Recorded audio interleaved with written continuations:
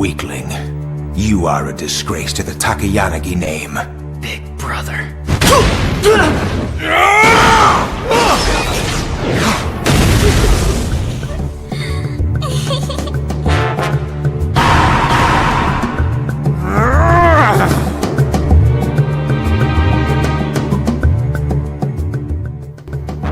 Ikaw siguro si Shuichiro Nagi.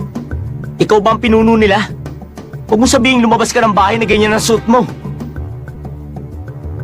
Grabe, ang lakas ang dating ng taong ito. Naghahanap ako ng mga taong may abilidad na tulad ng sayo. Importante sa laban ng malakas, hindi ang madami. Mas kailangan kong isang malakas na tao kaysa 100 mahihina. Pero parang nagkamali ako sa'yo, Shuichiro Nagi. Kahit na meron kang pambihirang lakas, walang humahanga sa isang tao na may maitim na budhi. Wag, bata!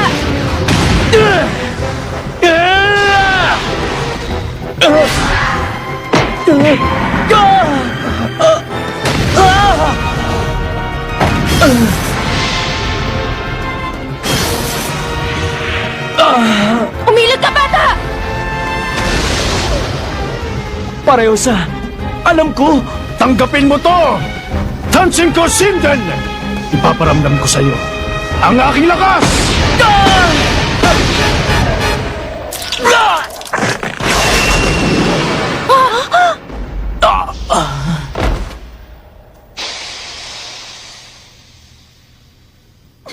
Shuichiro! Nung una, ang pamilyang Takayanagi lang ang nakakaalam sa teknik na ito. Ang dahilan kung bakit alam mo rin gamitin ang teknik na ito ay dahil ginaya ng mga tagalabas ang teknik na ito sa pamilya namin. Balang araw malalaman mo ang tungkol sa kanya. Ang taong nagnakaw ng teknik na yan sa pamilya ko, siya si Shin Natsume, kuya ng 2 babae na kasama mo. Nabigo ako sa kanya. Wala akong naiintindihan sa sinasabi mo!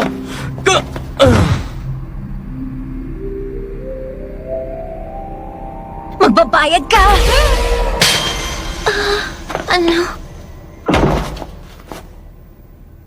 Hindi ka ba talaga titigil, Maya? Isa lang ang pinuno ng bansa. Ganon din sa martial arts. Ang martial arts naman ay may iba-ibang klase, katulad na lang ng pamilyang Natsume. Ang pamilya ninyo ay nanggaling lang din sa pamilya ng Takayanagi. At ang bawat martial art na nilalabas sa pamilya ng Takayanagi ay nawawalan ng kalidad at tuluyang humihina. Ang dami mong pinsala pero nakakakilos ka pa rin. Lumakas ka nga talaga. Mitsumi, tama na! Hindi pa huli ang lahat para sa atin. Bumalik ka na sa akin, Maya. Bumalik na tayo sa dati.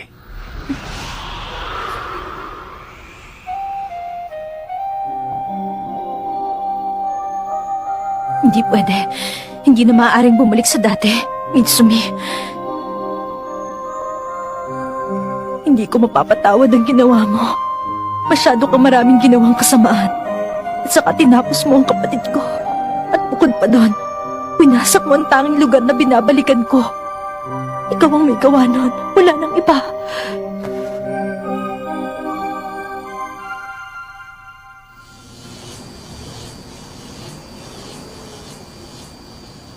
Patawarin niyo ako.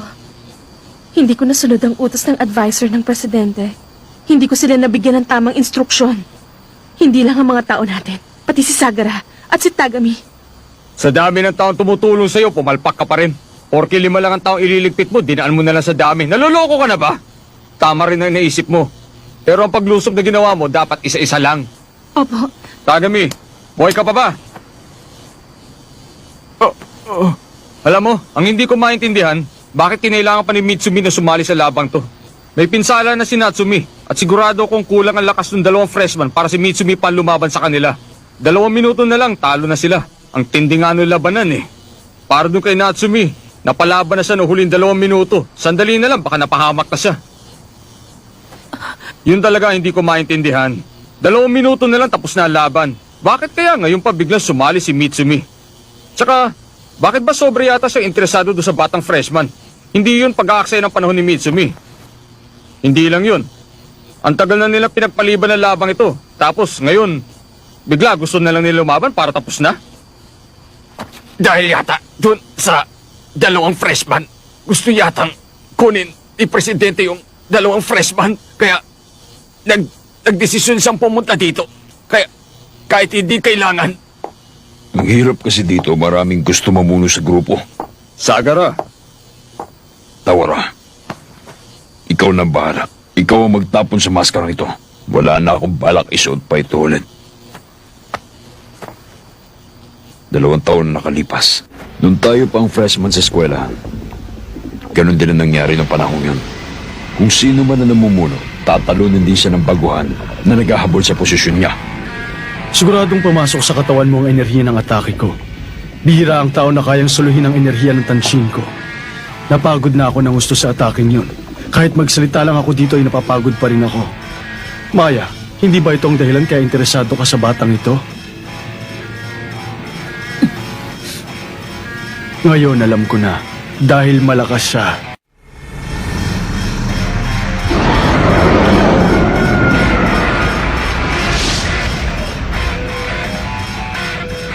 Matagal na ipon sa loob ng katawan ko ang enerhiyang yan. Kung tutuusin, ako lang dapat ang makakagamit niya. Kaya limitado lang ang atake na magagawa ko. Kapag tuloy-tuloy ang ataking gagawin ko gamit ang enerhiya ko, madali ako mauubusan ng lakas. Pero tingnan mo ang batang ito.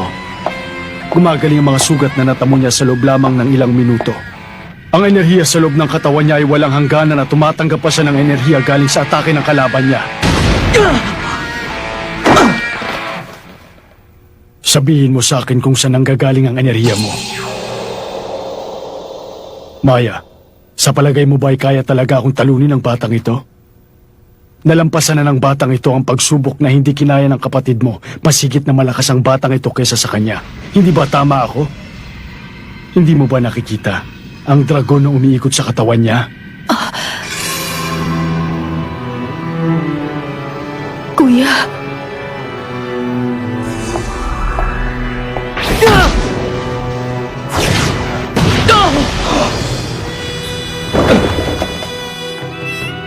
Hindi rin ako makapaniwala na makita ko ang pangalan niya sa listahan ng mga freshmen. Parang namamalikmata lang ako.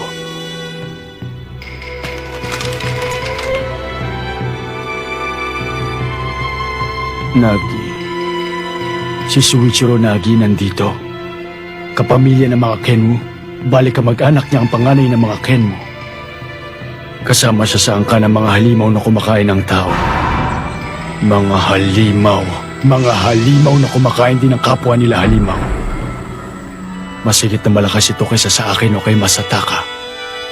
Sayang ang lakas ng batang ito kung hindi natin tutulungan.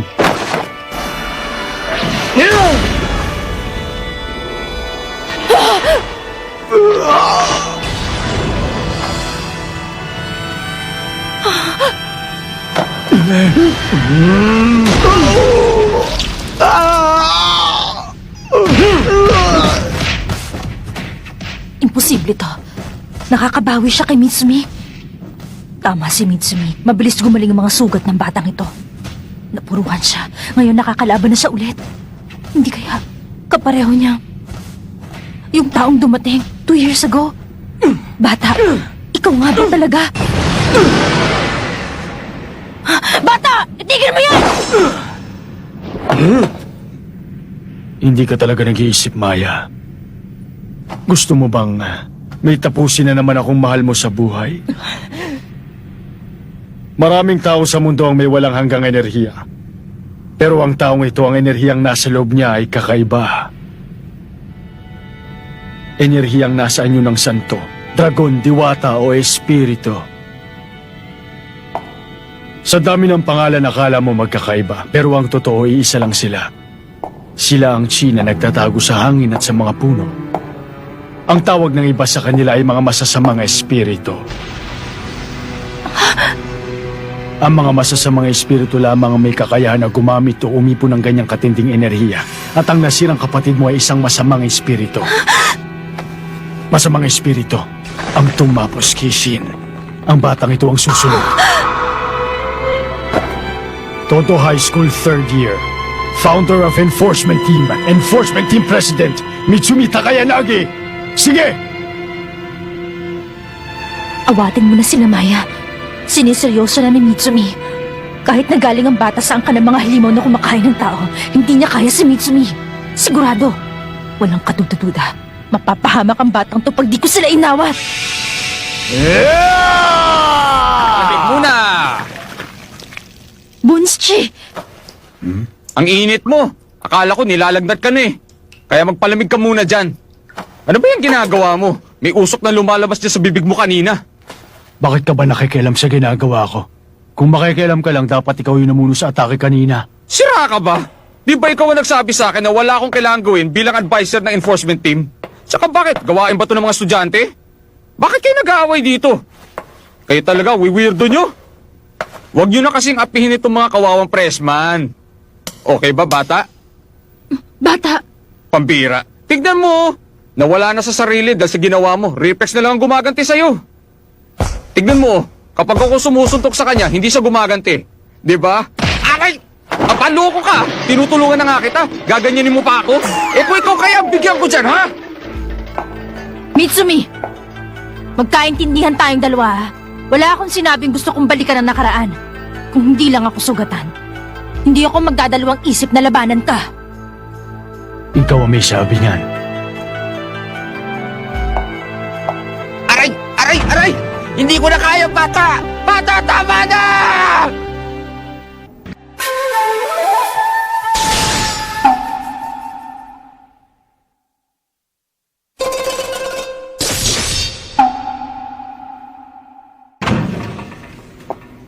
Ma'am, tapos na po ang lahat. Ang mga pulis. Meron pa pong dumating kanina. Pero okay na po. Sinabi na lang po namin na kasali kami sa isang bowling tournament. Tinakot namin yung mga empleyado para hindi kami mabisto. Bayaran nyo na lang sila para sa mga nasira. Bahala na kung magkano. Sabihin nyo si Miss Izuzo magbabayad. Kagurazaka? Nandun pa si Mitsumi sa loob ng building. Sabi niya, iwanan ko na daw siya. Tinababa ako para painitin ang motor. Kaya nandito ako. Na paano ka? Sinong gumawa niyan? Huwag ka mag-alala, hindi ako natalo sa laban. Nakuha ko ito noong nakalaban ko sa itaas si Masataka. Kagurasaka. Ipapakita ko sa iyo ngayon kung paano ako lumalaban kapag siniseryoso ko.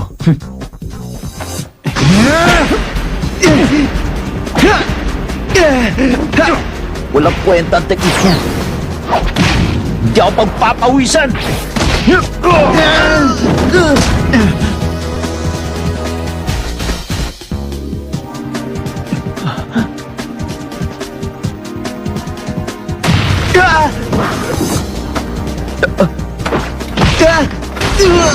Teka, ano bang ginagawa mo?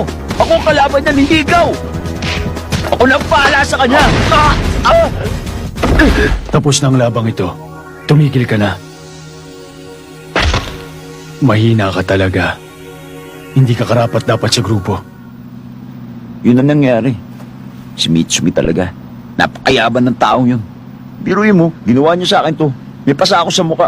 Paano nakagandaan ko? Oh, bakit? Ang presidente. Iniwan mo siya sa itaas. Kinalaban niya si Masataka. Paano mo siya nakuhang iwanan? Hayaan mo na yun. Kayang-kaya ni Mitsumi yun. Bigyan mo ako ng 3 minuto. Babalikan ko sila sa itaas. Masyado kang pabaya. Kapag nasugatan ng presidente, lagot ka sa akin! Teka! Ano daw? Mali kami. Hindi dapat si Kagurasaka ang pinasama namin sa presidente. Hindi niya binantayan ng mabuti.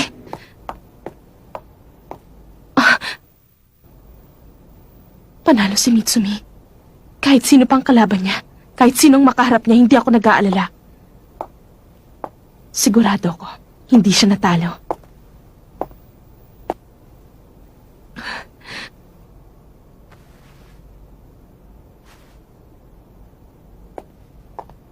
Si Izuzu to. Ayos ka lang ba? Ano na? Malapit na tayong matapos. Halos lahat ng tao natin ay nakalis na. Mabuti na lang nandito si Bunschi. Hindi ka tatagal sa laban. Madali kang matatalo ni Maya. Nakakaya ako. Yung si Masataka, 80 tao ang kinalaban niya na kaya pa niyang tumayo. Ako ilang minuto pa lang akong lumaban, bumagsak na ako. Hindi ko na maigalaw ang katawan ko. Bilib talaga ako sa taong iyon. Napakalakas. Hindi katulad ko, tinalo ako ng isang bata lang. si Masataka. Nakahanap siya ng bagong kakampi na may pambihirang lakas at talento. Paano ko masasabing hindi karapat-dapat sa kanya ang pangalang Takayanagi? Siguro ako ang hindi karapat-dapat. Dahil wala akong kwentang tao. Hindi po totoo yan. Mahalaga po kayo, lalo na po sa akin. Kung mamamatay kayo, sasama ako sa inyo. Ako at si Tagami ay laging nasa likod niyo at sumusuporta. Hindi namin kayo iiwan. Kayo ang aming lakas, kayo ang aming pag-asa. Kaya pakiusap po, tibayan yung loob niyo. Susuportahan ko po kayo at lagi akong nasa likod niyo. Ano mang mangyari. Hindi ko kayo iiwanan. Pangako po yan. Ayos na kayo? Pwede bang pumasok? Hindi na. Lalabas na ako. Pwede bang tumalikod ka? Opo.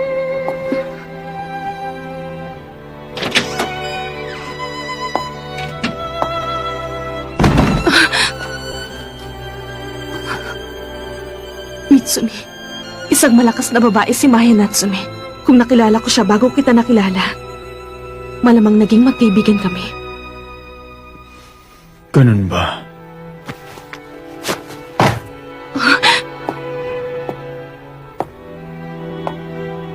Sana ikaw na lang ang inibig ko, imbis ng babaeng yon.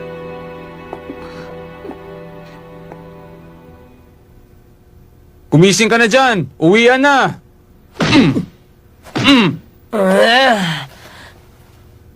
Pambihira. Tingnan mo ang mga kasama mo.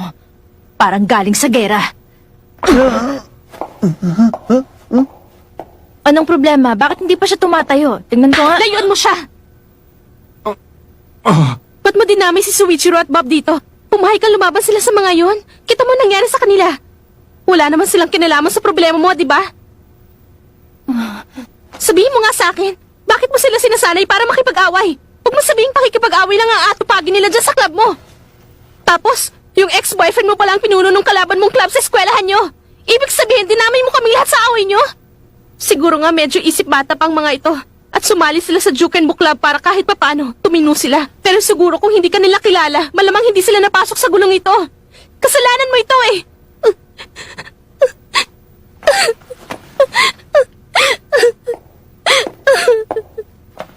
Sabihin mo na lang ang totoo. Kwento mo na.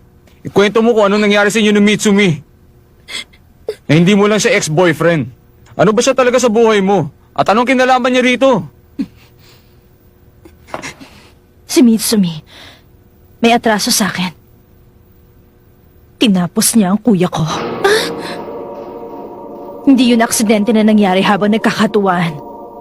Para na rin silang nagduelo. Natalo ang kuya ko. Tapos namatay siya. Ano? Pagkatapos ni Mitsumi, tinapos siya ng kuya bilang paghihigante. Ano? Hindi nga kapanipaniwala, pero nabuhay siyang muli. Gumawa siya ng paraan para mabuhay muli ang kanyang katawan at mapagana uli ang kanyang isipan. Pero naubusan na ako ng oras. Nalito na ako. Basta, ginawa ko na lang ang lahat para makalayo sa taong yon. Bata, Mabuti pa nga ikwento mo na sa amin ang lahat para malaman namin ng totoo. May karapatan kami malaman kung ano itong gulong pinasok namin. o sige, pero mabuti pa umalis muna tayo dito at magpahinga dun sa amin. Doon na natin pag-usapan. Oo.